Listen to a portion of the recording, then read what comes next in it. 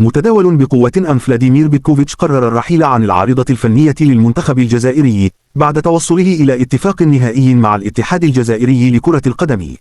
وحتى هذه اللحظة لم يصدر أي بيان رسمي يؤكد الخبر أو ينفيه.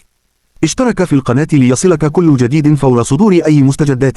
آخر أخبار المحترفين الجزائريين: افتتح إبراهيم مازا موسمه بقوة بعدما سجل هدفا في المباراة الودية لباير ليفركوزن، مؤكدا جاهزيته كأساسي. أما أنيس حاج موسى فيواصل خطف الأنظار في هولندا بعد تألقه الكبير مع فينورد وسط اهتمام أندية أوروبية كبيرة أبرزها نيوكاسل، بينما يتمسك به ناديه وعدم عرضه للبيع. وبالنسبة لمحمد الأمين عمورة فيقترب من خوض تحد جديد بعدما تأكد رحيله عن فولفسبورغ مع ترقب الإعلان عن وجهته الجديدة خلال الأيام المقبلة. اشترك في القناة ليصلكم كل أخبار المنتخب الجزائري.